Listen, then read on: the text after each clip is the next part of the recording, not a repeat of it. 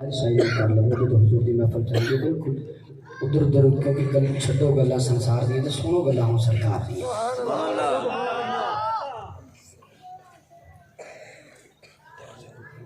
اعوذ باللہ السمیع العلیم من الشیطان الرجیم. بسم اللہ الرحمن الرحیم. رب اشرح لی صدری ویسر لی امری واحلل عقدۃ من لسانی یفقهوا قولی. الحمد للہ وکفی والصلاة والسلام علی محمد المصطفى. اما بعد فاعوذ باللہ من الشیطان الرجیم. بسم اللہ الرحمن الرحیم. قال اللہ تبارک و تعالی فی القرآن المجید والفرقان الحمید. قل انما انا بشر مثلکم یوحى الی. صدق اللہ العظیم. ان اللہ وملائکتہ یصلون علی النبی یا ایہا الذین آمنوا صلوا علیہ وسلموا تسلیما.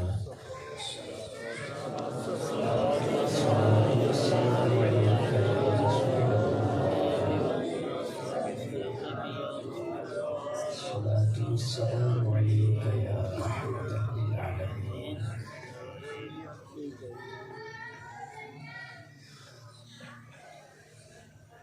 آج کی عظیم الشان میلاد النبی صلی اللہ علیہ وآلہ وسلم کانفرنس انتہائی رونق افروز جوش اور جذبہ سے لبریز افراد ماشاءاللہ کافی دیر سے تشریف فرما ہے. مجھے شکر گڑھ کے اندر گفتگو کے لیے پہلی مرتبہ یہاں پر آنا ہوا ہے. ایک مرتبہ پہلے بھی اسی مسجد میں حاضر ہوا تھا میں، اس وقت بیان کے لیے نہیں، اللہ رب العزت کو منظور تھا یہاں پر دوبارہ اس انداز میں بلانا، تو اس پروردگار نے اب موقع عطا فرمایا. آپ جتنے بھی احباب تشریف فرما ہے، آپ کا جوش، آپ کا غلغلہ، آپ کی محبت، آپ کا حضور کے ساتھ تعلق، یہ جذبہ نور آپ کی اولادوں میں بھی اللہ منتقل فرمائے. اور صاحب جیسے میرا تعارف کرواتے ہوئے القابات پیش کر رہے تھے، ان کی محبت ہے. اگر میرے اندر ایسی خصوصیات نہیں ہیں جو انہوں نے بیان کی ہیں، بہت چھوٹا سا انسان ہوں، حاضری کے لیے حاضر ہوا ہوں. گفتگو کرنے کا جو انداز ہے بس یہی ہے جس کو آپ سماعت کر رہے ہیں.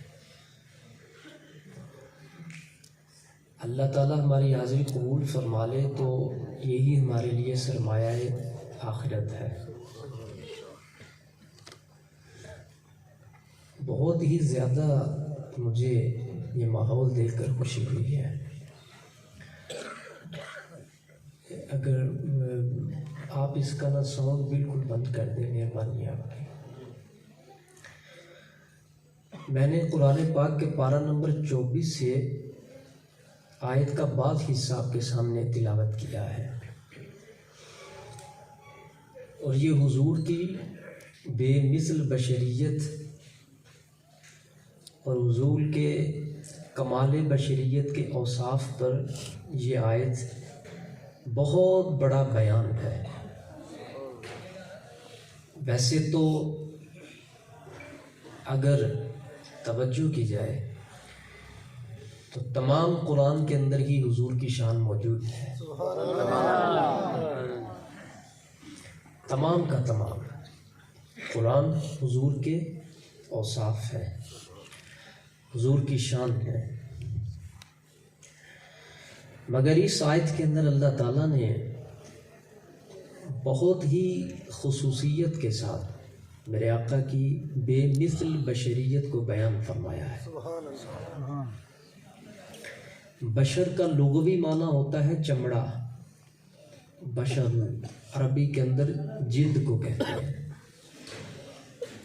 تو بشر کو بھی بشر اس لیے کہتے ہیں کہ یہ پورے کا پورا چمڑے سے، جلد سے بنا ہوا ہے۔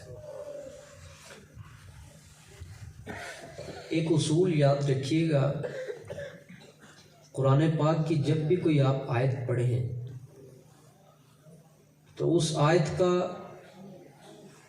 اگر شان نزول ہے کہ یہ آیت اتری کیوں ہے، تو جب تک آپ اس شان نزول کو پڑھیں گے نہیں تب تک آپ کو اس آیت کا معنی سمجھ نہیں آ سکتا۔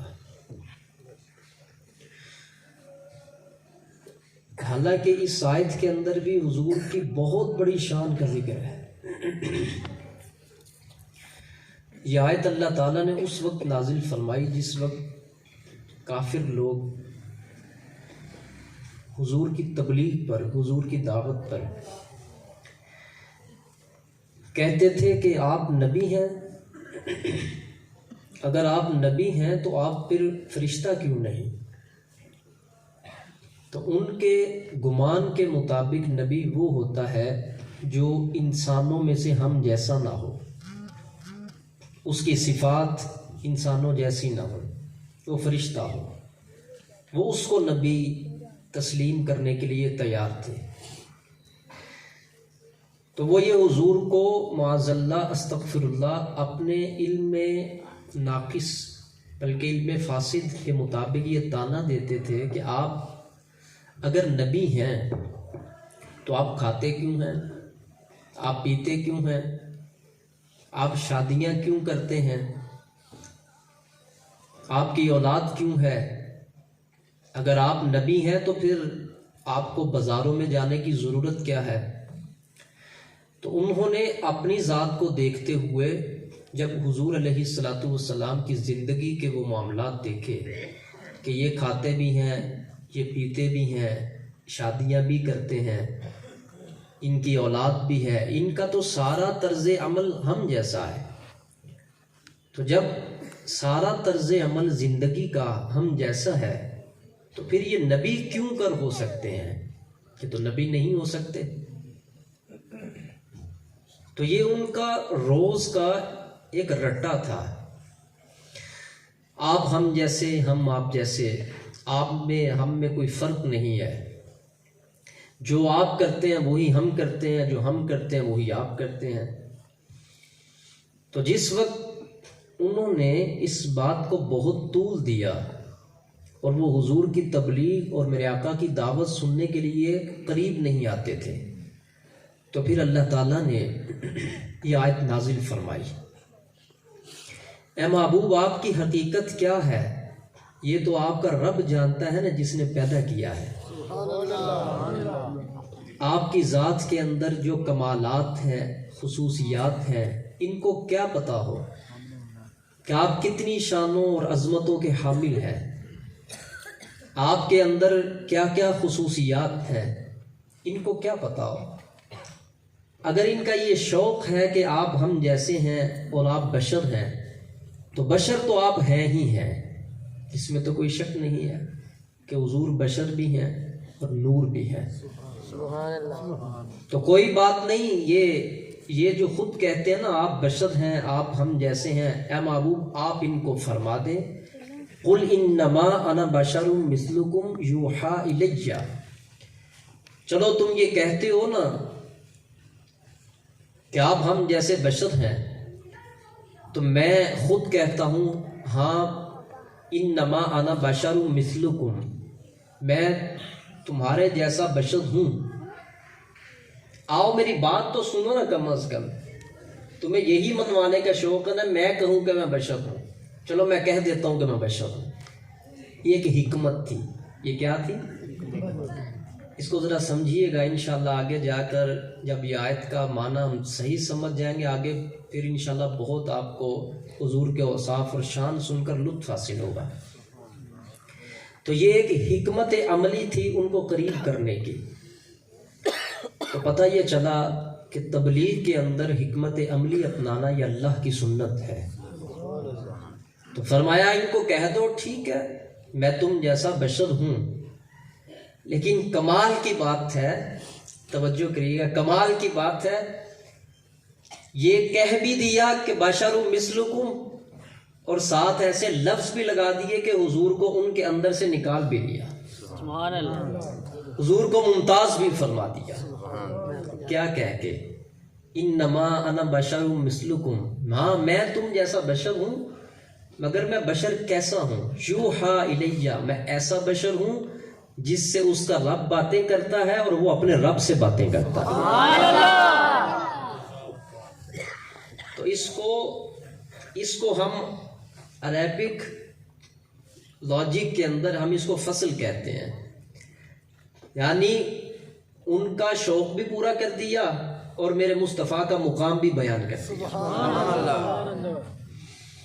مثلکم، میں تم جیسا بشر ہوں۔ اور اس میں ایک دوسری بات جو آپ کو سمجھانا چاہتا ہوں تاکہ آگے میں صحیح بخاری کی جب حدیث پڑھوں تو آپ کو بات اچھی طرح سمجھ آ جائے۔ یہ حضور نے مجمع صحابہ کو نہیں کہا، صحابہ کرام کے سامنے بیٹھ کے حضور نے یہ نہیں فرمایا کہ میں تم جیسا بشر ہوں، یہ نہیں فرمایا، یہ کفار کو کہا ہے۔ اس لفظ میں چاہوں گا سب کو یاد ہو جائے یہ کن کو کہا ہے؟ کفار کو، سب بولیے، کفار کو، کافروں کو، غیروں کو، جو حضور کے نہیں ہیں ان کو کہا مثلکم، میں تم جیسا ہوں اور تم جیسا ایک آدمی ہوں، تم جیسا بشر ہوں۔ مگر اس کے ساتھ ساتھ اللہ تعالیٰ نے میرے حضور کا مقام بھی وہ بیان فرما دیا کہ بشر کہہ کے بھی تمام بشروں کے اندر سے اٹھا کے اللہ تعالیٰ نے ممتاز بھی فرما دیا۔ تو جس وقت غیروں کے اندر حضور بیٹھے تو ان کو کہا مثلکم، میں تم جیسا ہوں۔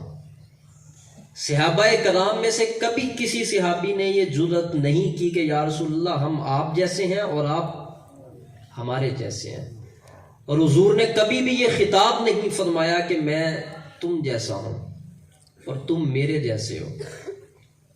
بلکہ بخاری کی ایک حدیث ہے، ایک دن حضور علیہ الصلوۃ والسلام نے جب یوم وصال کے روزے رکھنے شروع کیے، اب ان دونوں کو سمجھنے کا وقت آ گیا، بڑی توجہ میں چاہوں گا اس بات کے اوپر۔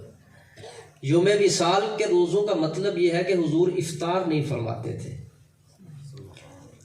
بس روزہ رکھا میرے آقا کریم علیہ السلام نے، تو کبھی کسی نے حضور علیہ السلام کو روزہ کھولتے دیکھا نہیں تھا، نہ صحابہ میں سے کسی نے دیکھا، نہ گھر والوں میں سے کسی نے دیکھا۔ یوں دن گزرتے گزرتے گزرتے گزرتے 70 دنوں سے اوپر ٹائم گزر گیا۔ اب صحابہ کرام نے جس وقت حضور کا یہ عمل پاک دیکھا نا تو صحابہ نے بھی کھانا پینا چھوڑ دیا، روزے شروع کر دیے اور افطاری کرنا چھوڑ دی۔ تو جس وقت صحابہ کرام کو کمزوری لاحق ہوئی اور میرے آقا نے دیکھا نماز پڑھانے آ رہے ہیں کہ ان کے رنگ پیلے ہو گئے ہیں، رنگ زرد ہو گئے ہیں ان کے، اور یہ کمزور نحیف اور لاغر ہو گئے ہیں، تو حضور علیہ السلام نے بعض صحابہ کو دیکھا کہ وہ ممبر کے پاس لیٹے بھی ہوئے ہیں۔ میرے آقا نے فرمایا تم لوگوں کو کیا ہوا ہے؟ کہا یا رسول اللہ ہم نے دیکھا آپ روزہ رکھتے ہیں اور افطار نہیں کرتے، تو ہم نے آپ کے عمل کی اتباع کرتے ہوئے ہم نے بھی روزہ افطار کرنا چھوڑ دیا۔ پھر وہاں پر حضور جب اپنوں میں آئے، کن میں؟ غیروں کو کہا میں تم جیسا ہوں، اور جب اپنوں کی باری آئی تو پھر سرکار نے فرمایا ایکم مثلی، تم میں سے کون ہے جو مجھ جیسا ہے؟ ایکم مثلی، تم میں سے میری مثل کون ہے؟ تو میری مثل تو تم میں سے کوئی بھی نہیں ہے۔ اب یہ بات واضح ہو چکی کہ جب حضور غیروں میں گئے تو ان کو فرمایا مثلکم، یہ کم ضمیر کا جو مخاطب افراد ہیں اور کم سے جو مراد ہیں وہ مسلمان نہیں ہے، وہ کافر ہے، میں تم جیسا ہوں۔ اور جب حضور اپنوں میں آئے تو فرمایا تم میں سے کون ہے جو مجھ جیسا ہے؟ انی ابیت عند اللہ، یدعمنی و یسقینی، فرمایا میرا تو مقام یہ ہے کہ میں رات اپنے رب کے ہاں گزارتا ہوں، میرا رب مجھے کھلاتا بھی ہے اور میرا رب مجھے پلاتا بھی ہے، میرا رب مجھے کھلاتا بھی ہے اور میرا رب مجھے پلاتا بھی ہے۔ تو ایک آیت اور ایک حدیث سے یہ بات واضح ہو گئی کہ جب غیروں کو کہا تو فرمایا ہاں میں تم جیسا ہوں، بات تو سنو نا، آ کے میری بات سنو، میں کہنے کیا لگا ہوں، تمہیں تبلیغ کیا کر رہا ہوں۔ اور جب حضور اپنوں میں آئے تو فرمایا تم میں سے کوئی میرے جیسا نہیں ہے۔ تو معلوم یہ ہوا کہ اپنوں کی جو بولی ہے وہ حضور کو بے مثل کہنے والی ہے، اور غیروں کی جو بولی ہے وہ حضور کو مثل کہنے والی ہے۔ اہل سنت تمہیں مبارک ہو، تم آج بھی حضور علیہ السلام کو بے مثل بشر مانتے ہو، بشر مانتے ہو مگر بے مثل مانتے ہو، اور یہ وہی عقیدہ ہے جو حضور کے صحابہ سے چلا ہوا رہا۔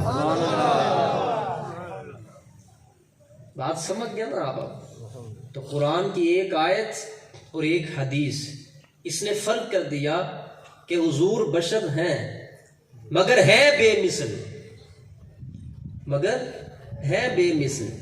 میں اس کو ایک مثال سے سمجھاتا ہوں۔ جو لوگ کہتے ہیں حضور کے بھی ہاتھ ہمارے بھی ہاتھ، حضور کا بھی چہرہ ہمارا بھی چہرہ، حضور کا بھی وجود ہمارا بھی وجود، ان کے بھی دو کان ہمارے بھی دو کان، ان کی بھی دو آنکھیں ہماری بھی دو آنکھیں، تو لہٰذا برابری ہو گئی۔ تو میں نے کہا اگر برابری اتنی آسان ہے تو پھر تو اس کا معنی یہ ہوگا کہ 1 کلو کی اینٹ لے لو، پتھر لے لو 1 کلو کا، اور ایک طرف 1 کلو سونا رکھ لو، تو کلو میں تو دونوں برابر ہو گئے۔ کوئی بندہ ہاتھ کھڑا کر کے کہے کہ کیا یہ دونوں برابر ہیں؟ نہیں۔ کیوں؟ اس کا بھی وزن 1 کلو ہے اور اس کا بھی وزن، تو برابر تو ہو گیا نا، 1 kg ہے اور وہ بھی 1 kg ہے، یہ بھی 1 kg ہے، وہ بھی 1 کلو ہے یہ بھی، اس کو برابر مانتے ہیں آپ؟ کتنی آسان سی بات ہے یہ۔ آپ کسی بچے کو بھی کھڑا کر لینا اس مجمع میں سے، کتنا ماشاءاللہ مجمع ہے، کسی ایک چھوٹے سے بچے کو بھی کھڑا کر لیں تو شعور کے اندر ہے کہ بتاؤ بیٹا 1 کلو سونا ہو اور 1 کلو پتھر، دونوں کا وزن 1 کلو ہو، تو کیا یہ برابر ہے؟ نہیں۔ کیوں؟ ہر باشعور انسان یہاں پر وزن نہیں دیکھے گا، یہاں پر کوالٹی دیکھے گا کہ سونا بھی 1 کلو ہے اور پتھر بھی 1 کلو کا ہے، تو 1 کلو کو میں کیا دیکھوں، ان کے باطن میں فرق ہے، وہ 1 کلو ہے مگر اس کی قیمت وہ نہیں جو سونے کی 1 کلو کی قیمت ہے۔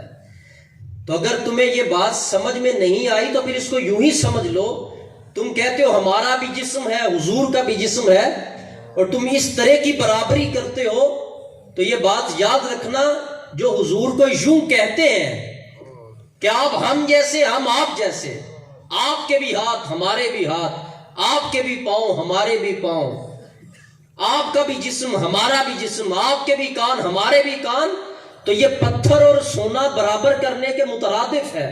یہ میں نے ایک مثال دی ہے آپ کو سمجھانے سے، کئی سونے میرے مصطفیٰ کی جوتی پہ قربان۔ سبحان اللہ۔ تو یہ تو ایک بات میں نے سمجھانے کے لیے آپ کو عرض کی ہے، جس طرح 1 کلو پتھر کا وزن 1 کلو سونے کے برابر نہیں ہو سکتا، اور اس کو کوئی برابر کہہ نہیں سکتا، اور اگر یوں کہے گا اس کو لوگ جاہل، پاگل اور گمراہ کہیں گے کہ تجھے خیال نہیں تو کہہ کیا رہا ہے۔ ان کی کوالٹی میں فرق ہے، ان کے باطن میں فرق ہے، ان کی ذاتوں میں فرق ہے، اس کی قیمت میں فرق ہے، اس کے کمالات میں فرق ہے، اس کے وصف میں فرق ہے، اس کی چمک میں فرق ہے، اس کی دھمک میں فرق ہے۔ تو اسی انداز میں ساری کائنات ہے تو بشر جن کو اللہ نے انسان پیدا کیا، اور جو یوں کہتے ہیں ہم حضور جیسے ہیں، یہ سارے پتھر ہیں، اور میرے مصطفیٰ ان پتھروں میں سے چمکتے ہوئے ایک سونا ہے۔ سبحان اللہ۔ تو وہ ایک شعر ہے، اگر وہ پڑھنے میں کامیاب ہو جو، بڑی دیر پہلے کا یاد ہے، ورنہ میرا ساتھ دے دیجیے گا۔ کچھ بھی من کا تے لال بھی من کا، رنگ دواں دا اکو، جب سرافہ آگے جان تے فرق ہزار کوہاں دا. کیا مطلب ہے کہ کچ بھی من کا ہے اور لال بھی من کا ہے. رنگ دواں دا رنگ دونوں کا ایک ہی ہوتا ہے نا. کچ کا بھی وہی رنگ ہے اور منکے کا بھی وہی رنگ ہے, اور رنگ دواں دا ایک کو, تو دونوں کا رنگ تو ایک ہی ہے.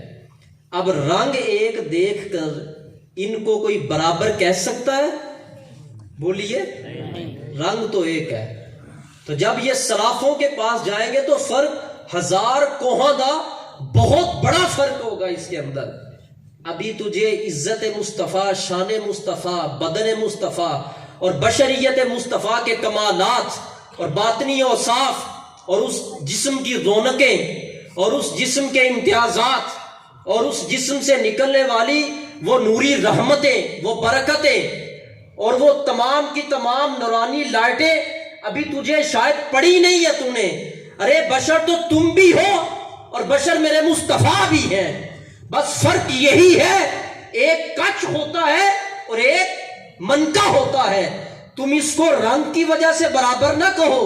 جب یہ جائے گا سمجھداروں کی مارکیٹ کے اندر, جب یہ جائے گا اللہ والوں کی مارکیٹ کے اندر, اور جب یہ جائے گا پڑھے لکھے لوگوں کی عدالت کے اندر, وہ رنگ ایک نہیں دیکھیں گے, وہ وزن ایک نہیں دیکھیں گے, وہ کمالات میں فرق کریں گے. وہ کہے گا انسان تیرا دماغ تو ٹھیک ہے, تو کچ اور منکے کو برابر کہہ رہا ہے. ارے بھائی رنگ ایک ہے, میں رنگ کو کیا کروں, بات تو ان کے کمالات میں فرق کی ہے. تو رنگ نہ دیکھ, اور یہ بھی نہ دیکھ میرے ہاتھ حضور کے بھی ہاتھ, یہ نہ دیکھ میری آنکھیں حضور کی آنکھیں, میرے کان حضور کے کان, میرے قدم حضور کے قدم. بتا تم میں سے کون ایسا ہے جو ہاتھ اٹھائے تو چاند نیچے آ جائے؟ تم میں سے کون ایسا ہے جو انگلی اٹھائے اور چاند کا سینہ پھٹ جائے؟ جو انگلی اٹھائے تو غروب سورج کو اٹھا کر واپس لے آئے. تم میں سے کون ایسا ہے جو انگلی اٹھائے تو درخت کو اشارہ کرے, درخت اپنی جڑیں اکھیڑتا ہوا دربار مصطفیٰ میں آ جائے؟ تم میں سے کون ایسا ہے کہ حضور پتھر کی طرف اشارہ کرے تو پتھر دوڑتا ہوا سلامیاں دیتا ہوا بارگاہ مصطفیٰ میں آ جائے؟ اٹھا انگلی اور دکھا یہ کمالات, پھر میں تجھے مانتا ہوں انگلی تیری بھی ہے اور انگلی میرے مصطفیٰ کی بھی ہے. ارے تیری انگلی محض انگلی ہے, میرے مصطفیٰ کی انگلی وہ انگلی ہے جس کو خدا نے اپنا ہاتھ قرار دیا. اب سمجھ آ گئی بات آپ کو؟ تو وزن ایک ہونے سے کوئی ایک نہیں ہوتا, اور رنگ ایک ہونے سے کوئی ایک نہیں ہوتا. یہ تو ایک یوں سمجھ لیں کہ انسانیت کی ہدایت کے لیے اللہ تعالیٰ نے حضور کو بشری لباس پہنا کر بھیجا ہے. بشری یاد کریے یہ جملہ, بشری جو لباس ہوتا ہے وہ دائمی نہیں ہوتا, جب ضرورت پوری ہو جائے لباس بدل دیا جاتا ہے. اب لباس کیا کر دیا جاتا ہے؟ 63 سال کی جو زندگی تھی یہ ضروریت انسانیت پر محیط تھی. اگر حضور اس دنیا میں نہ تشریف لاتے تو یہ انسانوں کو راہ ہدایت کبھی نہ ملتی. آج ہم نماز پڑھتے ہیں تو حضور نے پڑھ کے دکھائی, یہ ضرورت تھی. حضور علیہ الصلوۃ والسلام نے حج کر کے دکھایا, عمرہ کر کے دکھایا. میرے آقا کریم علیہ السلام نے کھا کر دکھایا تاکہ تمہیں کھانے کا شعور آ جائے, پی کر دکھایا تاکہ تمہیں پینے کا شعور آ جائے. تو انسانیت کی شعور زندگی کے لیے اللہ تعالیٰ نے اس نور کے اوپر 63 سال تک بشریت کا لباس پہنا دیا. اور جس وقت یہ ضرورت پوری ہو گئی تو میرے آقا کریم علیہ الصلوۃ والسلام کا وہ بشریت کا لباس اتار کر پھر حضور کو حقیقت نور کی طرف لوٹا دیا. سبحان اللہ, دوبارہ حقیقت نور کی طرف لوٹا دیا گیا. تو پھر مسئلہ کی تقسیم یوں ہے, حضور اپنی حقیقت کے اعتبار سے نور ہیں, اپنی حقیقت کے اعتبار سے نور ہیں, اور لباس اوپر بشریت کا ہے, لباس اوپر بشریت کا ہے. اور میں نے دعویٰ یہ کیا کہ لباس بدلنے سے حقیقت نہیں بدلتی، لباس بدلنے سے حقیقت نہیں بدلتی۔ آئیے پارہ نمبر 16 سورہ مریم کا حوالہ دیتا ہوں۔ حضرت جبریل امین علیہ السلام تشریف لائے جناب مریم کے پاس، اور جس وقت آئے تو بشر کی صورت میں آئے تھے۔ کس کی صورت میں؟ بشر بولیے، بشر کی صورت کے اندر۔ کیا وہ بشر ہے؟ وہ کیا ہے؟ پھر فرشتہ ہے، اور فرشتہ کیا ہوتا ہے؟ نور ہوتا ہے۔ لیکن قرآن نے ایک مقام پر ان کو لباس پہنانے کی وجہ سے، لباس بدلنے کی وجہ سے فرما دیا یہ بشر ہے، اور بشر بن کر آئے۔ اور جب لباس بشریت میں آئے اور آ کر گفتگو ہوئی، اور جب ضرورت پوری ہوئی تو تشریف لے گئے۔ تو آج تک کوئی شخص اس کا انکار نہیں کرتا کہ حضرت جبریل جو تھے وہ نور نہیں ہے۔ سب کہتے ہیں کہ وہ کیا ہے؟ وہ نور ہیں۔ تو جب ایک مرتبہ بشریت کے لباس میں آئے تو کیا بشریت کے لباس میں آنے کی وجہ سے ان کی نورانیت ختم ہو گئی؟ ختم ہو گئی ان کی نورانیت؟ نہیں ختم ہوئی نا، وہ ضرورت تھی۔ تو اسی انداز میں اللہ تعالیٰ نے یہ ایک مثال دی نا ہمیں، اور مثال کتنی واضح ہے کہ اگر جناب جبریل حقیقت میں نور ہو اور ضرورت کے لیے بشر بن کر آ جائے تو نہ تم اور نہ میں اور نہ کوئی اور ان کی نورانیت کا انکار کرتا ہے۔ سب کہتے ہیں وہ نور ہے۔ تو بھائی وہ نور ہے تو بشر بن کے پھر کیوں آئے؟ تو جواب یہی ہے کہ وہ ضرورت تھی، اور جب ضرورت پوری ہوئی تو دوبارہ پھر اپنی حقیقت میں چلے گئے۔ اور جب حضور کی بارگاہ میں آیا کرتے تھے بعض اوقات، تو میرے آقا کے ایک صحابی ہیں جن کا نام حضرت دہیہ کلبی ہے رضی اللہ تعالیٰ عنہ، بہت خوبصورت تھے۔ تو حضرت جبریل ان کی شکل کے اندر آیا کرتے تھے بشر بن کے۔ یہ صحیح بخاری کی روایت ہے۔ ان کے بعد اب نتیجہ نکالیں گے، آپ کی توجہ ہے نا سب کی۔ ایک میں نے قرآن کی آیت پڑھ دی اور ایک حدیث بخاری کا حوالہ دے دیا۔ جب حضور کی بارگاہ میں آئے تو آ کے سوالات جوابات ہوئے تو حضور نے فرمایا اے صحابہ جانتے یہ کون ہے؟ کہا نہیں ہم نے یہ تو جانتے یہ ایک مسافر ہے، مگر ان کے کپڑوں پہ ذرا گرد نہیں ہے، اتنے سفید کپڑے، اتنا خوبصورت چہرہ، تو ہم نہیں جانتے یہ شخص کون سا ہے۔ تو حضور علیہ السلام نے فرمایا یہ جو آنے والا شخص تھا نا یہ جبریل امین تھے۔ سبحان اللہ۔ اور مزے کی بات ہے کسی صحابی نے انکار نہیں کیا، یا رسول اللہ یہ تو نور ہے اور یہ بشری صورت میں کیسے آ گئے؟ کیا نور بھی بلا بشر بن سکتا ہے؟ کسی صحابی نے انکار نہیں کیا۔ تو قرآن اور حدیث کی ایک آیت اور ایک حدیث سے یہ بات ثابت ہو گئی کہ حقیقت میں اگر کوئی نور ہو اور ضرورت کے لیے بشر بن کر آ جائے اور وہ ہو ہستی جناب جبریل کی، تو محترم تم انکار نہیں کرتے، تم کہتے ہو کہ جبریل نور نہیں بلکہ نوریوں کے سردار ہیں۔ تو پھر تمہیں کیا ہو جاتا ہے میرے مصطفیٰ کی ذات کے متعلق؟ جب جبریل نور ہے اور بشر بن کر آئے تو کوئی ان کی نورانیت کا انکار، سب بولیے، نہیں کرتا، بلند آواز سے کہیے، نہیں کرتا، ان کی نورانیت کا انکار نہیں کرتا۔ کسی صحابی نے نہیں کیا۔ قرآن کی آیت میں لکھا ہے آج تک کسی نے انکار نہیں کیا۔ تو اگر جبریل حقیقت میں نور ہے اور بشریت کا لباس لے کر آئے اور ضرورت پوری کرے اور تشریف لے جائے، وہ پھر بھی نور ہے۔ جو بشر ہو کر بشریت میں آ کر پھر چلے جائے تو وہ نور رہے۔ تو اسی انداز کے اندر میرے مصطفیٰ 63 سالہ زندگی کی ایک ضرورت تھی، وہ ضرورت پوری کرنے آئے۔ اے میرے مصطفیٰ آپ جائیے، یہی جبریل میرے مصطفیٰ کے نور سے بنے ہیں۔ یہ کائنات ساری کی ساری یہ حضور کے نور سے بنی ہے۔ یہ فلک، یہ زمین، یہ چاند، یہ تارے، یہ شمس، یہ کواکب، یہ لیل و نہار، یہ انبیاء کی نبوت، یہ لوح و قلم، یہ کائنات کی ہر چیز یہ میرے مصطفیٰ کی نور کا صدقہ ہے۔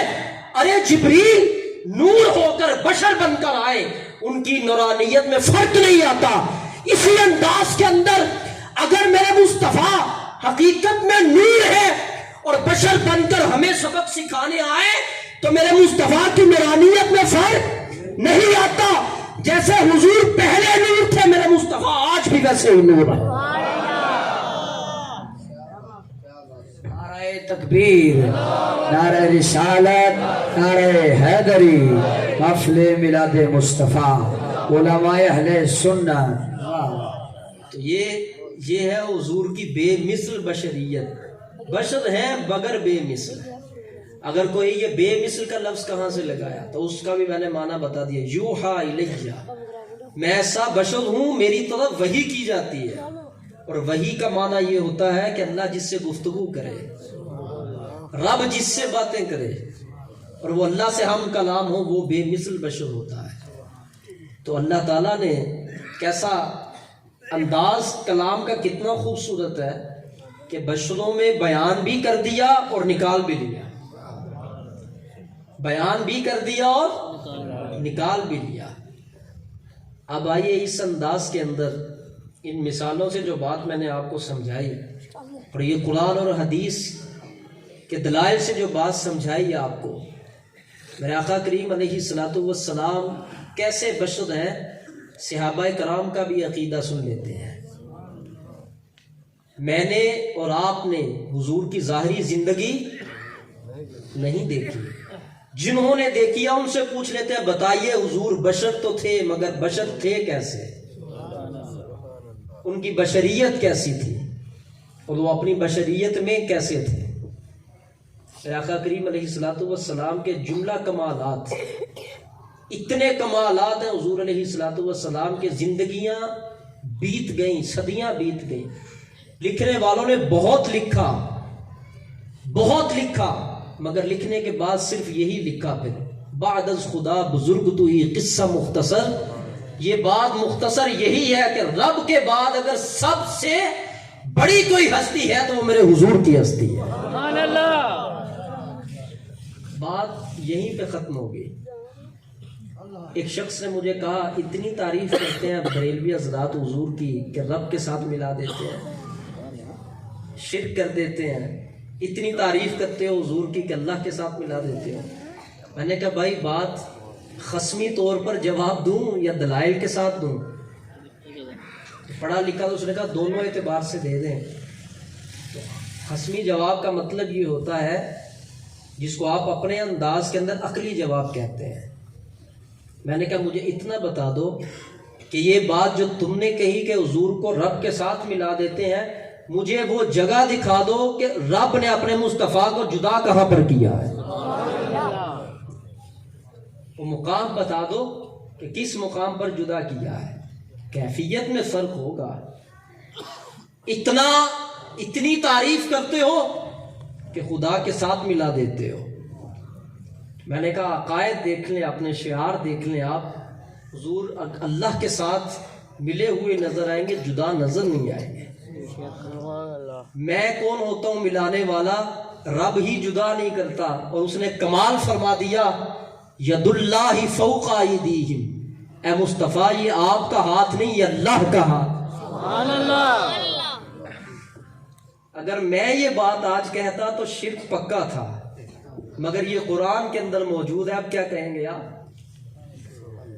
میں نے کیا ملانا ہے حضور کو؟ میری کیا جرت ہے کہ میں کہوں کہ حضور کو اللہ کے ساتھ ملا کے میں کوئی بات کہوں؟ میں تو نہیں کہہ سکتا. اب رب نے دیکھو کیسی کمال بات ارشاد فرمائی ید اللہ فوق ایدیکم. اے محبوب یہ ہاتھ تمہارا نہیں، یہ ہاتھ اللہ کا ہے. اب اس میں جدائی کا معنی آپ خود بتا دو پھر کہاں پر ہے؟ کہاں پر جدائی کا معنی ہے؟ جس محبوب کے ہاتھوں کو رب اپنے ہاتھ کہہ دے، اور اگر کوئی آپ میں سے اور مجھ میں سے کہے کہ اللہ کے ہاتھ ہیں تو مشرک ہو جائے گا. اس نے شرک کیا. کیوں؟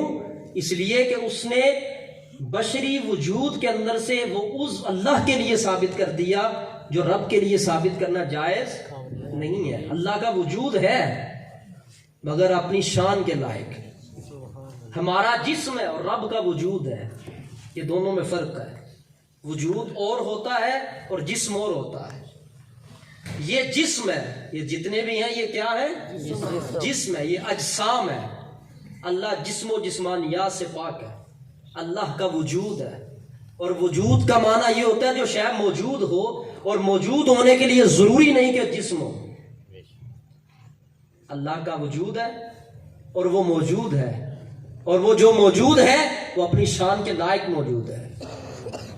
لیکن کوئی شخص یہ نہیں کہہ سکتا کہ اللہ کے ہاتھ ہیں، کیونکہ ہاتھ جسم کے ہیں، اور جسم مخلوق کا ہے، اور جو مخلوق ہے وہ حادث ہے، اور جو حادث ہوتا ہے اس کو فنا پذیری ہوتی ہے.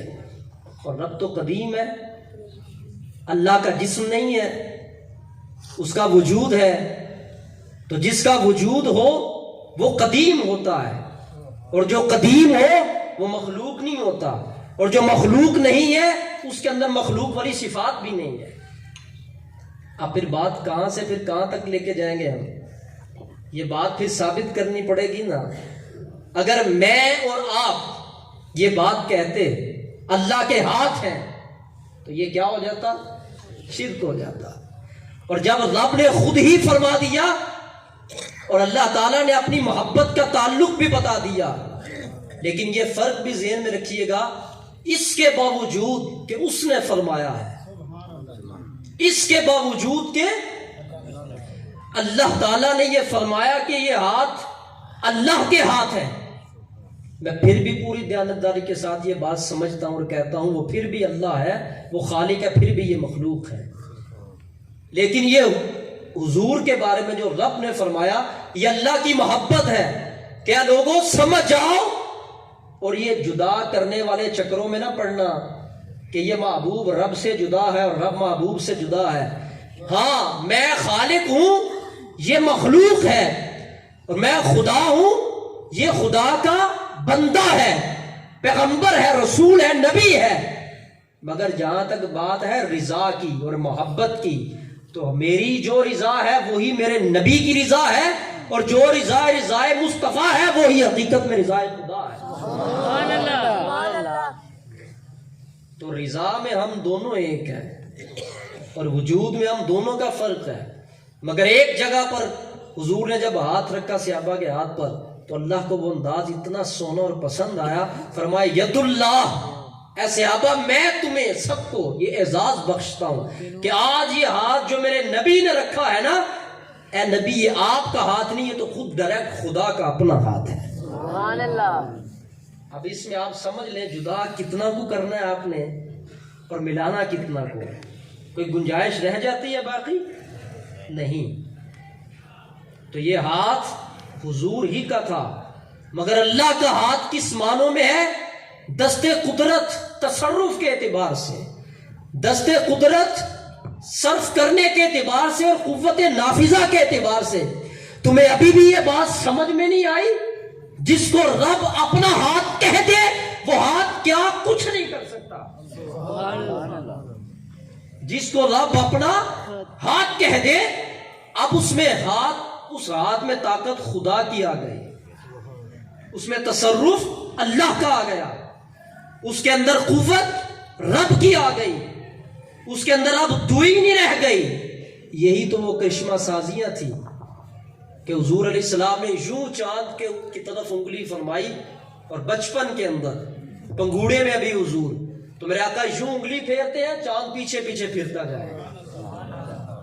اس وقت تو بھی نہیں کہا تھا، اس وقت تو نہیں کہا تھا بھی ید اللہ، یہ اللہ کا ہاتھ ہے، ابھی تو نہیں کہا تھا.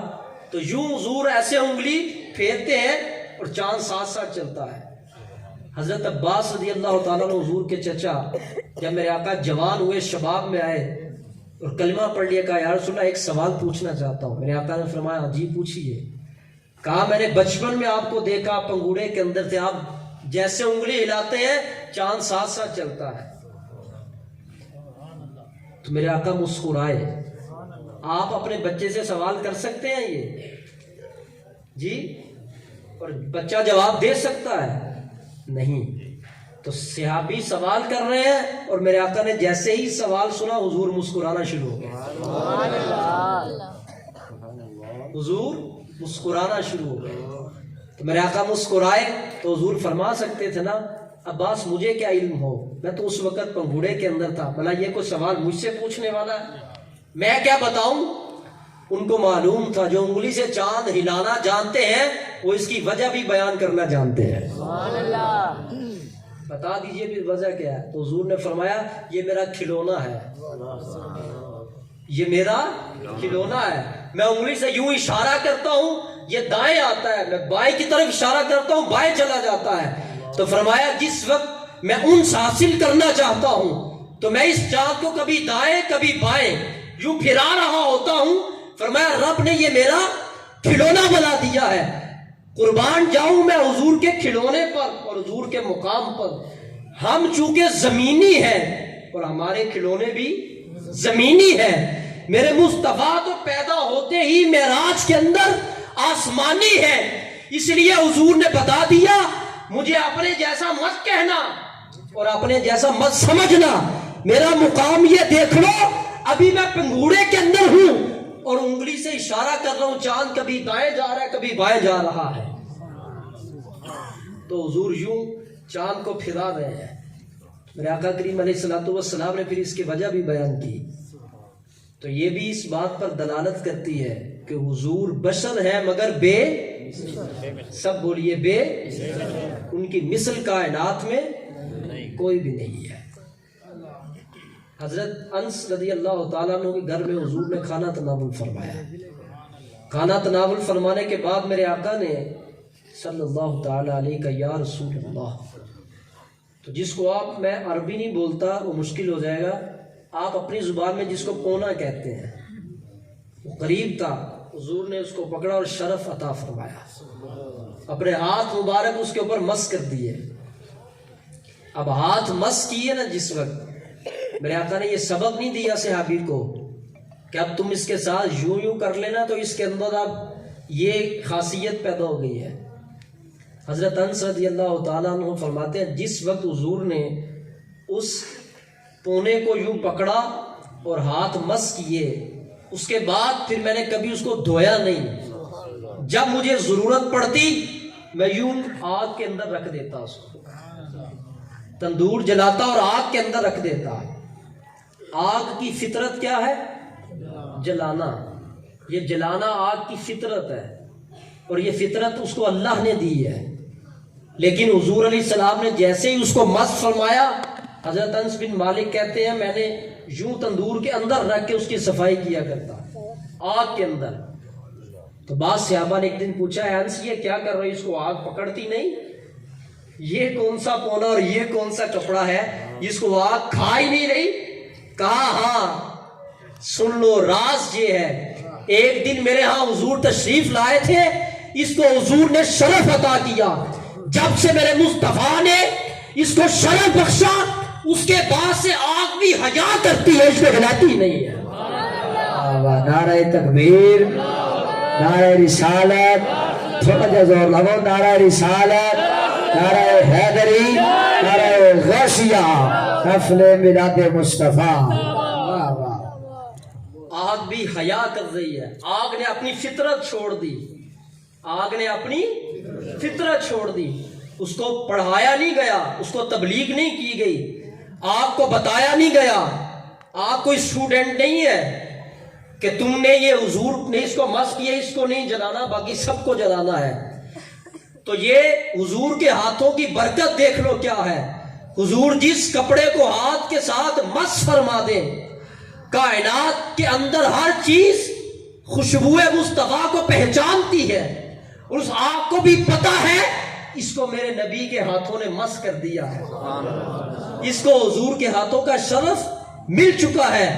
پھر کیسی بشریت کی بات آپ کرتے ہو. آپ بھی ذرا ہاتھ لگا کے آگ کے آگے کرو, پھر سارا پتہ چل جائے گا بشر کون ہے اور بے مثل بشر کون. تو حضور اس کائنات کے اندر بے مثل بشر بن کر آئے. آگ کو بھی پہچان, درخت کو بھی پہچان, پتھر کو بھی پہچان, کائنات کی ہر چیز کو پہچان. ایک دن میرے آقا تشریف فرما تھے تو حضور علیہ السلام آرام فرمانا شروع ہوئے. یوں آپ نے آنکھیں بند فرمائی تو ایک صحابی بھی قریب تشریف فرما تھے، تو وہ کیا دیکھتے ہیں کہ ایک درخت آیا، تو حضور نے یوں آنکھیں بند فرمائی اور درخت آیا اور وہ جھک کے چلا گیا۔ آپ بیدار ہیں نا؟ جس طرح پہلے نعرے مار رہے تھے، یہ حضور کے مقام کی بات ہے، کہو ہاں سب سبحان اللہ سبحان اللہ۔ وہ آیا اور جھک کے واپس چلا گیا۔ اس میں بھی رب کی حکمت ہے۔ جیسے ہی حضور بیدار ہوئے، میرے آقا کریم علیہ السلام کی بارگاہ کے اندر وہ صحابی عرض کرنے لگے، یا رسول اللہ ایک بڑا عجب معاملہ دیکھا ہے۔ وہ نبی ہی کیا جو آنکھیں بند کر کے بھی نہ دیکھ رہا ہو۔ تو حضور مسکرائے اور میرے آقا نے فرمایا، میں بیان کر دوں کہ کیا معاملہ تھا؟ اگر یہ حدیث نہ ہو تو یہ مجرم ٹھہرتا ہے، یہ شخص جو حدیث نہ اور حضور کی طرح منسوب کر کے بیان کرے۔ میں بیان کر دوں، ایک وہ عجب اور پھر یہ عجب بالائے عجب، ایک وہ تعجب اور آنکھیں بھی بند ہے۔ تو کہا یا رسول اللہ اس میں تو بڑا کرم ہو جائے گا اگر آپ بیان فرما دیں۔ تو میرے آقا نے فرمایا، ہاں ایک درخت آیا تھا نا؟ جی یا رسول اللہ ایک درخت آیا تھا، مگر یہ تو بتا دے وہ آیا کیوں تھا؟ فرمایا وہ درخت جو آیا تھا نا وہ مجھے سلام کرنے آیا تھا، اور سلام کیوں کرنے آیا تھا یہ وجہ جاننے والی ہے۔ فرمایا جب سے یہ پیدا ہوا، اس کی پیدائش ہوئی، جب سے یہ پھولا بڑھا، اس وقت سے میرا گزر کبھی اس راستہ سے ہوا نہیں۔ اس درخت نے رب کی بارگاہ میں عرض کی ہے، مولا کہیں ایسا نہ ہو وہ تیرا پاک پیغمبر دنیا کے اندر زندگی ظاہری پوری کر کے تشریف لے جائے اور میں زیارت سے محروم رہ جاؤں۔ اگر تیرے محبوب کا یہاں سے گزر نہیں ہو رہا تو مولا مجھے اجازت دے، میں تیرے مصطفیٰ کی بارگاہ میں چلا جاؤں۔ تو آج رب سے اجازت لے کر آیا اور مجھے سلام کیا اور واپس چلا گیا۔ ارے فتوے لگانے والوں اور یہ بات کہنے والوں کہ مکہ جانا واپس لوٹ آنا اور مکہ جانا وہیں پر رہنا، وہاں 1,00,000 کا ثواب ہے۔ مدینے کیا لینے جاتے ہو؟ خدا کا گھر تو مکہ میں ہے۔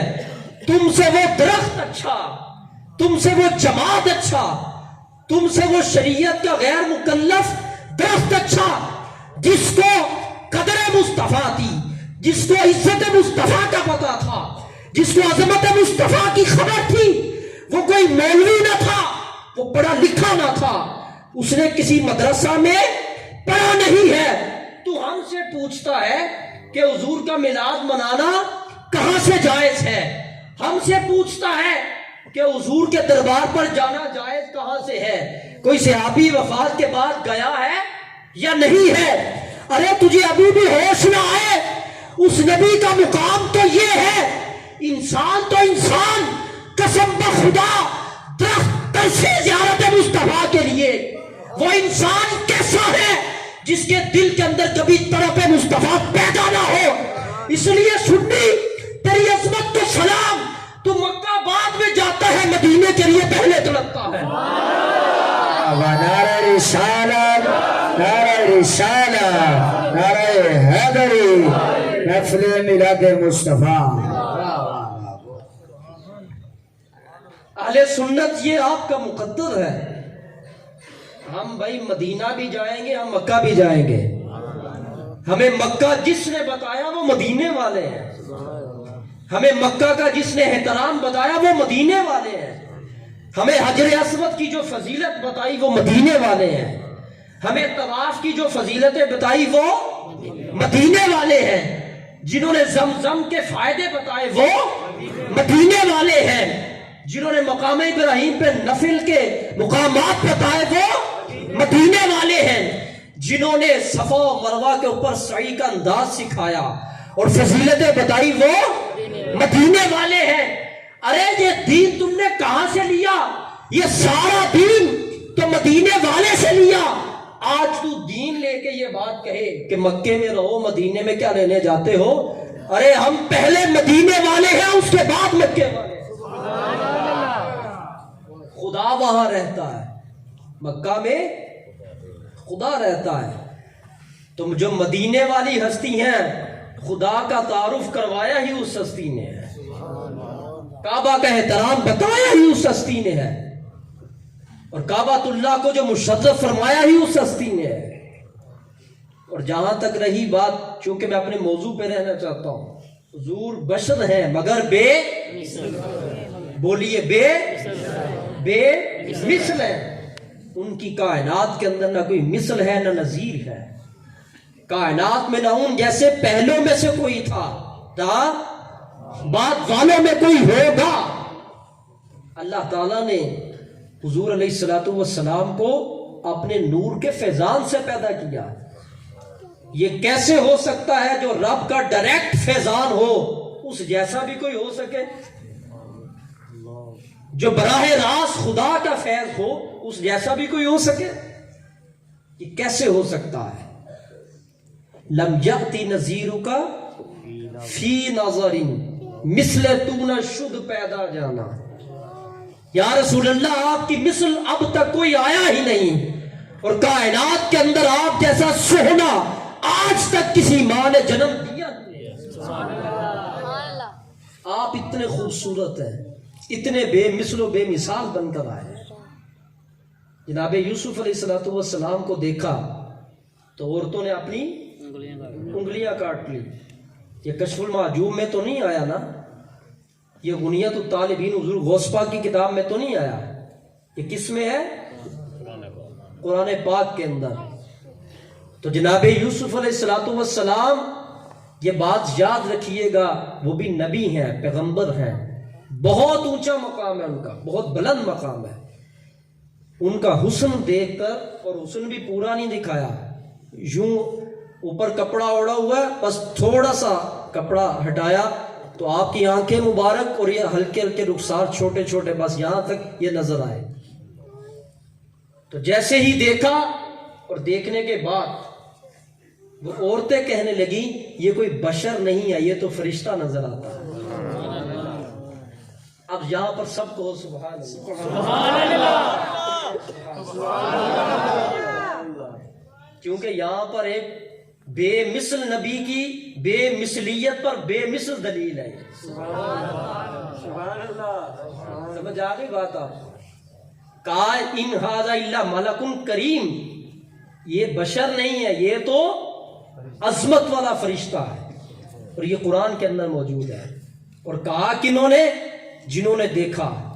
کہا یہ تو بشر نظر ہی نہیں آتا, اتنا خوبصورت, اتنا جمال, اتنی رونق, اتنا حسن, یہ بشر نہیں ہے, یہ تو فرشتہ ہے. باز آ جاؤ, میں تمہیں آج بھی کہتا ہوں باز آ جاؤ. تم نے ابھی حضور کو دیکھا نہیں ہے, تم اس لیے کہتے ہو ہم جیسے بشر ہیں. ارے جناب یوسف یہ مقتدی ہے, مقتدی, اور حضور شب معراج امام تھے اور ہر چیز میں امام تھے. مقتدی کو دیکھا تو دیکھ کے کہا بشر نہیں فرشتہ ہے. بشر ایسا ہوتا ہی نہیں, بشر میں اتنی نظافت ہوتی ہی نہیں, اتنا حسن ہوتا ہی نہیں, اتنی لطافت ہوتی ہی نہیں, اتنی خوبصورتی ہوتی ہی نہیں. تو وہ شعر اب پڑھ کے میں آگے استدلال کروں گا. جنہاں نے ویکھیا نہیں وہ تے کرن گلاں, جنہاں نے ویکھیا ہے وہ تے بول دے نہیں, جڑے محرم راز حقیقتاں دے اور راز حقیقت دا کھول دے نے. سبحان اللہ, سبحان اللہ. جنہاں نے ویکھیا نہیں وہ تے کرن گلاں, سبحان اللہ. جنہاں نے ویکھیا نہیں وہ تے کرن گلاں, پھر بولے جنہاں نے ویکھیا نہیں وہ تے کرن گلاں, تے جنہاں نے ویکھیا ہے وہ تے بول دے نہیں. وہ کہتے ہیں کیا بولے, لفظ ہی نہیں ہے, میرے مصطفیٰ اتنے سونے ہیں. کیا بولے, کلمات کہاں سے لائیں, الفاظ کو ترتیب کیسے دیں, ابتدا کہاں سے کریں, انتہا کہاں پر کریں, اور کلام کا پیرایا کیسے بنائیں, کچھ بھی نہیں بنتا. ہاں اگر حضور کا حسن کوئی اس کائنات میں بیان کر سکتا ہے تو صرف میرا اللہ بیان کر سکتا ہے, بس اس کے علاوہ کوئی کچھ کہہ نہیں سکتا. ان ھذا الا ملک یہ تو فرشتہ ہے، عظمت والا فرشتہ ہے، یہ تو بشر نظر ہی نہیں آتا. تو جب تک انہوں نے دیکھا نہیں تھا تب تک غلام کہتی تھی، بشر کہتی تھی اور تانے دیتی تھی، اور جب دیکھ لیا تو بشر کا لفظ واپس لیا اور فرشتہ کہہ ڈالا.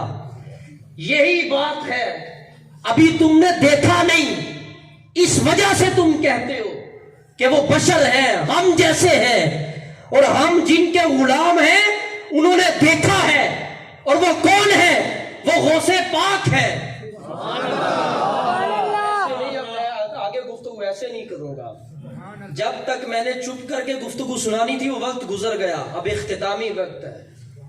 اور جب تک تم نے دیکھا نہیں تم تو یہ کہو گے وہ ہم جیسے بشر، ہم ان جیسے بشر، ان کا بھی چہرہ ہمارا بھی چہرہ.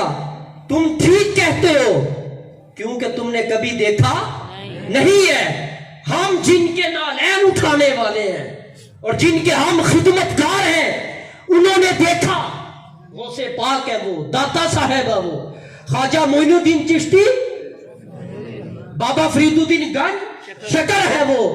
کہا کیا کہے تمہیں، بشر تو بے مثل ہے. آج مان جاؤ یہ دنیا ہے، اس دنیا میں چھٹکارا ہو جائے گا. جب تک ان عورتوں نے دیکھا نہ تھا تو بشر کہتی تھی، اور جب دیکھ لیا تو کہا یہ فرشتہ ہے. جب قبر میں تم حضور کے نظارے دیکھو گے، حضور کا حسن دیکھو گے، بولنے لگو گے اور کہنے لگو گے، تمہیں بولنے دیا نہیں جائے گا. جو سنی یہاں پر کہتا ہے بے مثل میرا مصطفیٰ، وہ ان سنی قبر میں کہے گا میرا مصطفیٰ. حضور بے مثل ہے اور بے مثال ہے. جنہوں نے دیکھا انہوں نے بتایا کہ حضور بشر تو ہے مگر ہے بے مثل، با کمال، با اوصاف. کمالات کی حدود بھی ہوتی ہیں. کمال تو پیدا ہی بدن مصطفیٰ سے ہوتا ہے. حسن کی حد ہوتی ہے، حسن پیدا ہی بدن مصطفیٰ سے ہوتا ہے. عقل کی بھی حد ہوتی ہے، عقل نے تو جنم ہی عقل مصطفیٰ سے لی ہے. شعور کی بھی حد ہوتی ہے. ہر نعمت اللہ تعالیٰ نے میرے حضور سے پیدا فرمائی ہے، ہر کمال حضور سے پیدا کیا ہے. کائنات میں جتنا حسن ہے اس سب کو اکٹھا کر لو، یہ سارا حسن حضور کے مقابل میں ایک جز کی حیثیت نہیں رکھتا. اور یہ اتنا حسین، اتنا حسن، جس وقت میرے آقا اس انداز میں تشریف لاتے ہیں، رات کو آئے تو چاند پیچھے ہٹ جائے، دن کو آئے تو سورج شرما جائے. مگر یہ بات یاد رکھنا، ایک بہت بڑے اللہ کے ولی گزرے، ان کو حضور کی زیارت ہوئی 11ویں صدی کے اندر. تو انہوں نے جب حضور کی زیارت کی کہا یا رسول اللہ ایک مسئلہ مجھے بڑا پریشان کرتا ہے. میرے آقا نے فرمایا پوچھو. کہا مسئلہ یہ میرے آقا آپ کو دیکھ کر تو کسی کی انگلیاں نہیں کٹیں، اور حضرت یوسف علیہ السلام کو دیکھ کر تو عورتوں نے انگلیاں کاٹ لیں. حسن آپ کا زیادہ ہے یا ان کا زیادہ ہے؟ تو وہ اعلیٰ حضرت نے جو فرمایا نا، سر کٹاتے ہیں تیرے نام پہ مردانے عرب، تیرے نام پر مردانے عرب. اس کا کیا مطلب ہے؟ ادھر عورتیں ادھر مرد، ان دونوں میں سے دیکھ لو قوت والا کون ہے. ادھر انگلیاں اور ادھر سر. شیر کا کمپٹیشن مقابلہ ذرا سمجھیے گا. وہاں عورتیں ہیں اور یہاں، اور وہاں انگلیاں ہیں اور یہاں گردنیں ہیں. سر کٹاتے ہیں تیرے نام پہ مردانے عرب، اور ادھر کی عورتیں اور یہ عرب کے قبیلہ کے سخت جنگجو مرد. تو میرے آقا کریم علیہ السلام نے فرمایا ابھی میرے رب نے میرے حسن کے اوپر 70,000 پردے رکھے ہیں. 70,000 پردے رکھے ہیں ابھی میرے حسن کے اوپر. یہ حسن وہ ہے کہ تاب نہیں عالم کو، وہ اگر جلوہ کرے تو کون تماشائی ہو. اگر 70,000 پردے ہیں ابھی حسن کے اوپر، اور وہ حسن ایسا ہے اگر اندھیرے میں چلے جائے تو گمی ہوئی سوئی مل جائے. سبحان اللہ. وہ حسن ایسا ہے کہ اگر حضور علیہ السلام دن کو باہر دن دہاڑے باہر آئے سورج پیچھے ہٹ جائے، اگر رات کو باہر تشریف لائے تو 14ویں کا چاند اس کی روشنی مانند پڑ جائے، 70,000 پردے جس حسن کے اوپر ہے وہ چاند سے زیادہ، وہ سورج سے زیادہ، تو جس وقت یہ پردے حضور نے فرمایا اٹھا دیے گئے تو کائنات کے اندر اس دنیا میں کوئی میرا حسن آنکھ دیکھ نہیں سکتی۔ اگر یہ آنکھیں دیکھ سکتی ہے تو کل بروز قیامت صرف جنتیوں کی آنکھیں دیکھ سکتی ہیں۔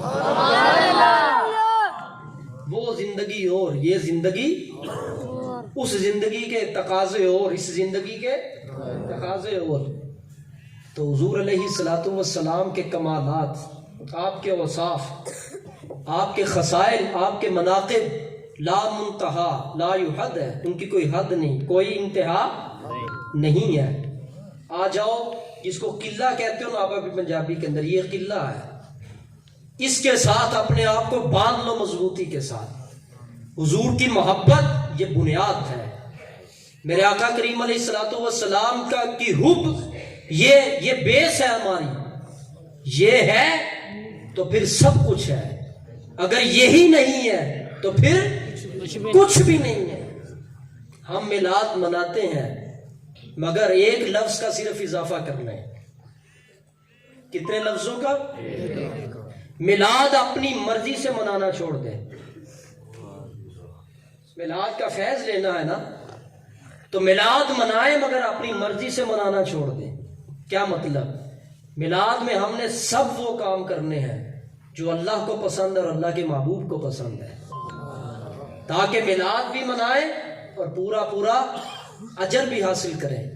اب میں نوجوانوں سے یہ خطاب کرنے لگا ہوں، چند ایک منٹ کا، بزرگوں کا ان کی تو دعائیں چاہیے اور ان کا سایہ عاطفت چاہیے۔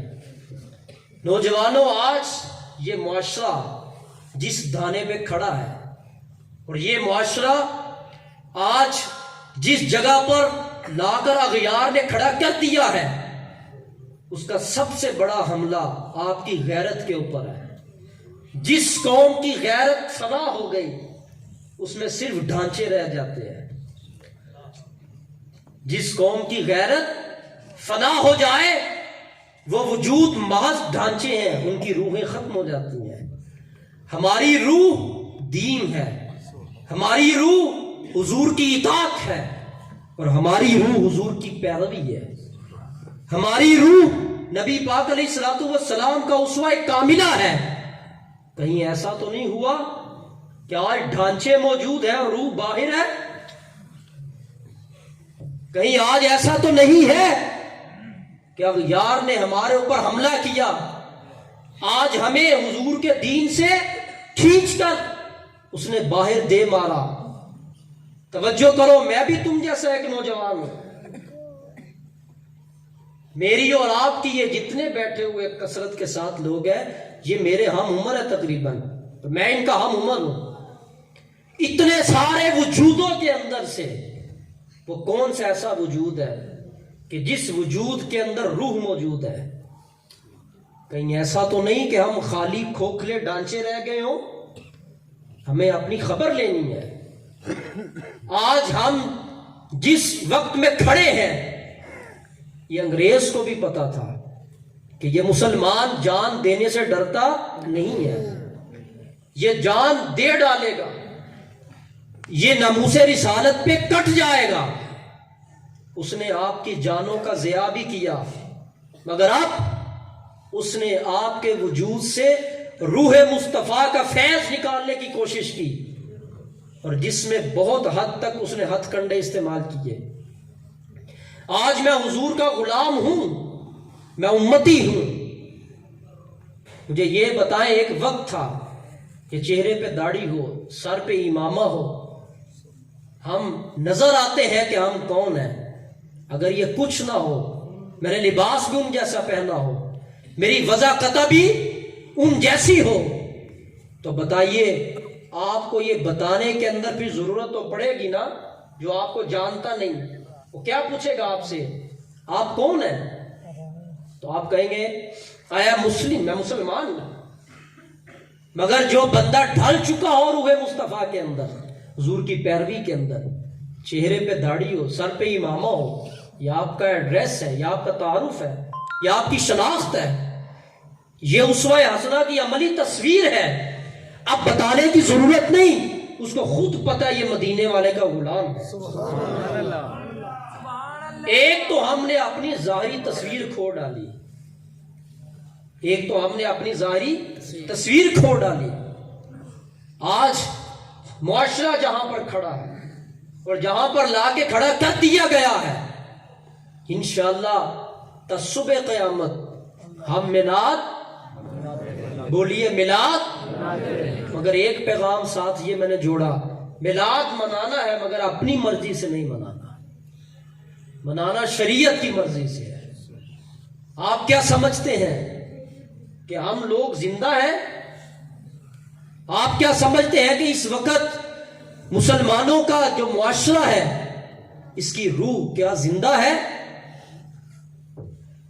آپ اس وقت اس بات کو ذرا سمجھنے کی کوشش کریے گا، جتنے نوجوان یہاں پر بیٹھے ہیں، ایک جوان کھڑا ہو جائے صرف، کہ جو ہر رات حضور کے دیدار کی تڑپ میں رو کر سوتا ہو، ایک نوجوان کھڑا ہو جائے۔ ایک وقت وہ تھا، نابالغ چھوٹے چھوٹے بچے، جب مائیں ان کو درس دیتی تھی نا کہ ہمارے پیارے پیغمبر کا حسن ایسا ہے، خوبصورتی ایسی ہے، واللہ العظیم میں نے سیرت کی کتابوں میں پڑھا ہے، تاریخ کی کتابوں میں پڑھا ہے، بچے رویا کرتے تھے، اے مولا ہمیں مرنے سے پہلے اپنے نبی کا دیدار کروانا۔ وہ مائیں زندہ تھیں تو ان کی اولادوں کے جگر زندہ تھے، روحیں زندہ تھیں، قلب زندہ تھے۔ آج میری عمر 50 سال کے لگ بھگ ہونے والی ہے، تو بتائیں میرے اندر شعور زندگی کیا ہے، میرے اندر دین کی تڑپ کیا ہے؟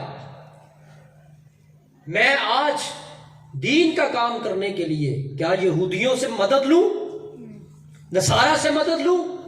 یہ کتنی بڑی مسجد ہے ماشاءاللہ، کتنی بڑی یہ مسجد ہے۔ میرا ایک سوال ہے، یہ مسجد جمعہ میں بھی بھرتی ہے کہ نہیں ہے؟ ساری جمعہ میں بھی کبھی مکمل نہیں ہوئی ہوگی، فجر کی نماز کے اندر تو شاید پہلی لائن مکمل نہ ہوئی ہو کبھی، شاید کی بات ہے، ایسا ہی ہے۔ مگر آج ہمارا دعویٰ ہے ہم حضور کے غلام ہیں۔ میرے آقا فرماتے ہیں میری آنکھوں کی ٹھنڈک نماز کے اندر ہے، نماز پڑھو میری آنکھیں ٹھنڈی کرو۔ آپ کو معلوم نہیں یہودی اس وقت کہاں پر اور کس پلان کے ساتھ وہ آپ کے اندر اتر چکا ہوا ہے۔ ہماری نسلوں کی اس نے سوچ کو بدل ڈالا، ہمارے گھروں میں گھس گیا، ہمارے گھروں کے اندر داخل ہو گیا، اور ہم کہتے ہیں ہم مسلمان ہیں۔ ہم کیسے مسلمان ہیں؟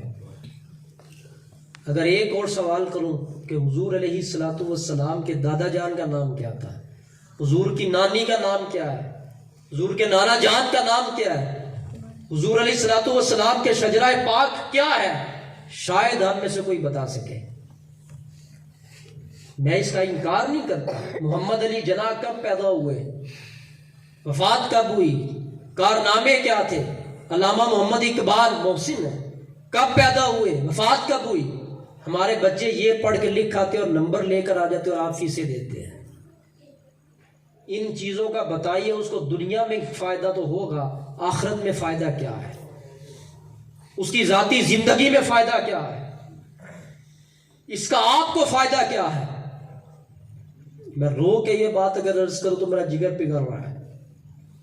آج ہمیں مسجد بنانی ہو تو مسلمانوں سے چندے اکٹھے کرنے پڑتے ہیں، کوئی 10 کوئی 20 کوئی 100 کوئی 50 کوئی 1000۔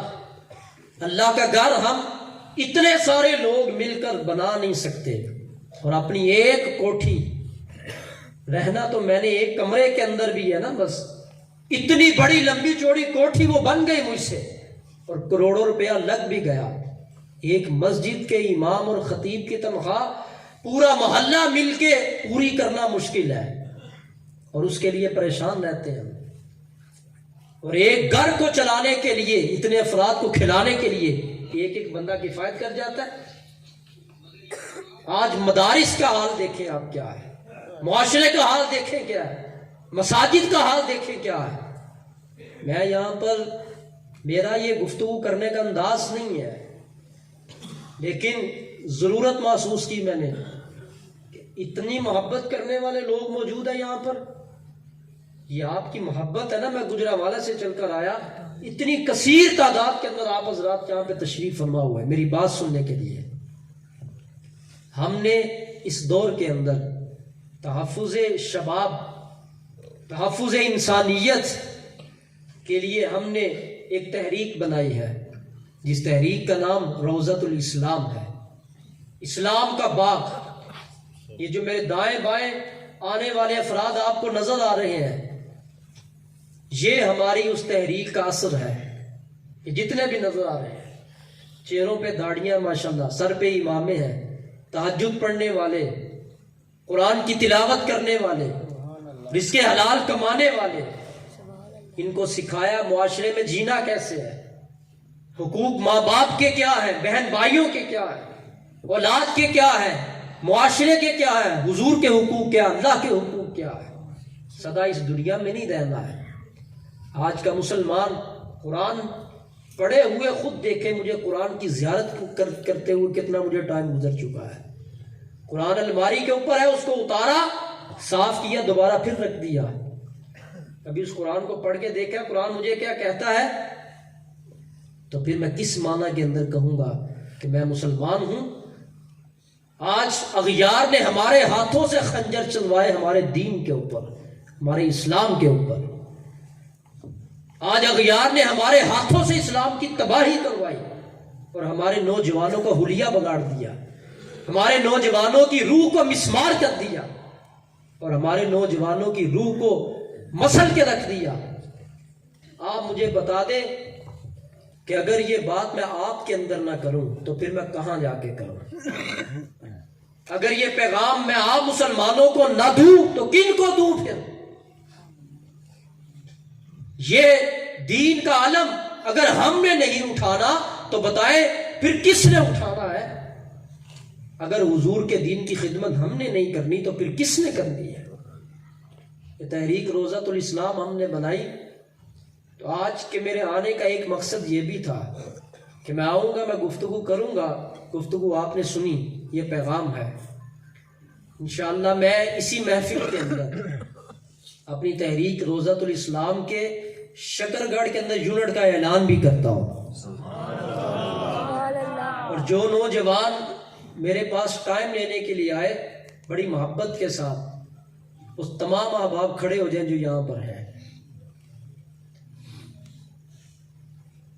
اپریشیٹ کرنا چاہیے بھائی سب کو، شاباش۔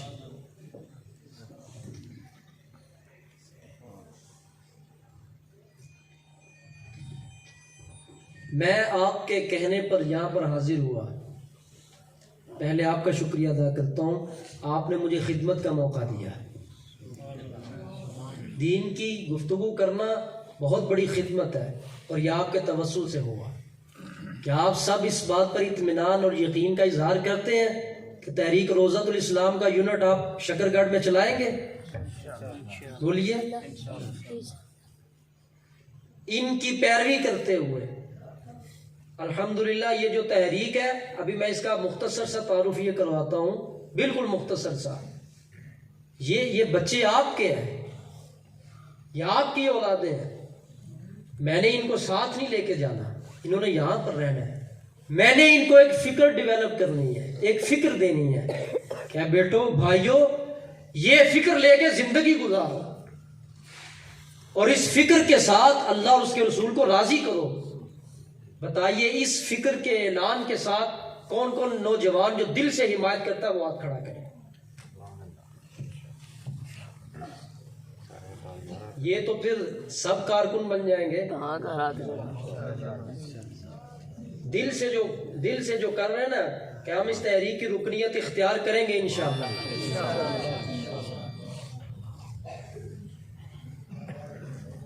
یہ معاملہ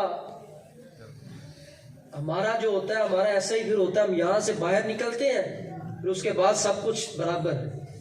الحمدللہ اس تحریک نے جہاں پر دینی کام کا بیڑا اٹھایا ہوا ہے، اللہ کی رحمت سے ہم نے 2 دن لوگوں کے روحانی معاملات کے لیے بھی رکھے ہیں۔ جن لوگوں نے اپنے ہاسپٹل بنائے ہیں، ہسپتالوں کے مالک ہیں، اللہ کی رحمت سے وہ خود روضۃ الشفا نامی ہمارا ادارہ ہے، اس میں آ کے خود علاج کرواتے ہیں۔ جسمانی مسئلہ اور روحانی مسئلہ ہو کسی بھی اعتبار سے آپ آئیں، انشاءاللہ یہ خادم حاضر ہے۔ بڑی بڑی رپورٹس لے کے لوگ آئے کہ یہ دیکھیں ہماری رپورٹ، یہ میں ڈاکٹروں نے جواب دے دیا ہے، ہمارا فلاں معاملہ ہے، ہم کیا کریں، کہاں جائیں؟ تو شفا اللہ نے دی ان کو، اور اللہ کی رحمت سے 2 سے 4 مرتبہ آئے، میرے پروردگار نے کرم فرما دیا، اور خود پھر ان پیشنٹس کے جو ڈاکٹر علاج کرنے والے وہ خود مجھے ملنے آئے، کہتے آپ نے ان کو کیا کیا ہے، یہ تو بالکل ٹھیک ہو گئے جن کو ہم نے جواب دیا۔ میں نے کہا بھائی میں نے کچھ نہیں کیا، یہ میرے پروردگار کا کرم ہوا ہے۔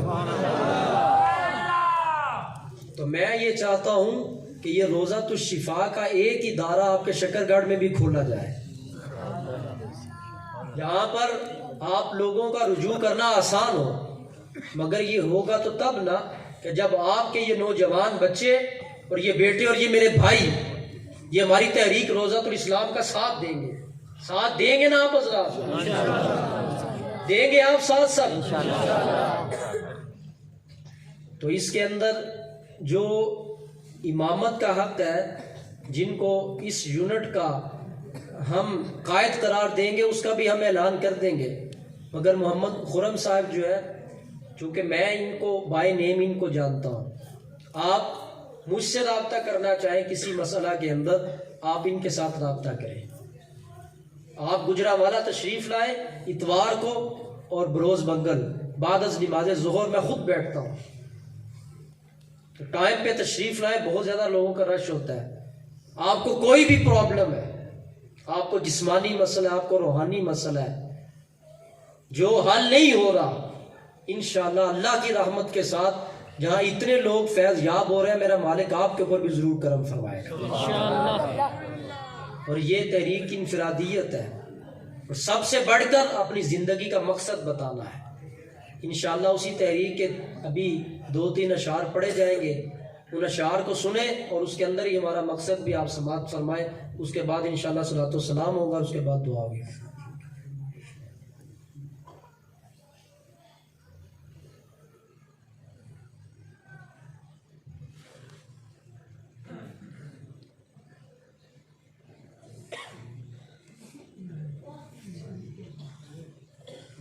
ایک سوال پوچھا گیا کہ کیا عید میلاد النبی صلی اللہ تعالیٰ علیہ وسلم کے موقع پر یہ پہاڑیاں جو لگائی جاتی ہیں، بت رکھے جاتے ہیں، پہاڑیاں لگا کے بت رکھے جاتے ہیں نا اس کے اوپر، تو کیا یہ جائز ہے؟ یہ سوال پوچھا گیا ہے۔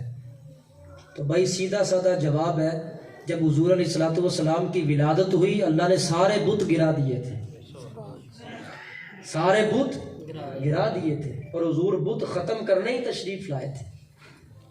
تو اگر آج ہم یہ پہاڑیاں بنائیں گے، یہ بت رکھیں گے، تو اب آپ خود بتائیں کہ کیا ہم میلاد مصطفیٰ صلی اللہ علیہ وسلم کا احترام کر رہے ہیں یا بے ادبی کر رہے ہیں؟ ہم اس دن کی کتنی بڑی بے ادبی کر رہے ہیں۔ جن چیزوں کو آگے حضور نے گرایا ہم ان کو رکھ رہے ہیں، ہم ان کو پھر پروموٹ کر رہے ہیں، اور پھر جس وقت آپ ایسا عمل کرتے ہیں پھر ہوتا کیا ہے؟ مرد عورت لڑکے لڑکیاں مخلوط نظام کے اندر جب نکلتے ہیں تو یہ کتنی بڑی اس بابرکت دن کی بے حرمتی کرتے ہیں ہم لوگ، کتنی بڑی بے حرمتی کرتے ہیں ہم لوگ۔ میں نے پہلے بھی عرض کیا، ہم میلاد منائیں گے مگر اپنی مرضی سے نہیں۔ خدا را ان باتوں کے اوپر غور کریں۔ یہ پہاڑیاں لگانا، یہ پیسے ضائع کرنا، یہ جتنے ہزاروں روپے آپ لگاتے ہیں، دین کو بہت ضرورت ہے، اسلام کو بہت ضرورت ہے پیسوں کی۔ میرے آقا نے ارشاد فرمایا ایک وقت آئے گا میرا دین درہم اور دینار کا محتاج ہو جائے گا۔ آج ہمیں پیسے اکٹھے کرنے پڑتے ہیں، لائیں بھائی یہ کام کرنا ہے، لائیں یہ کام کرنا ہے.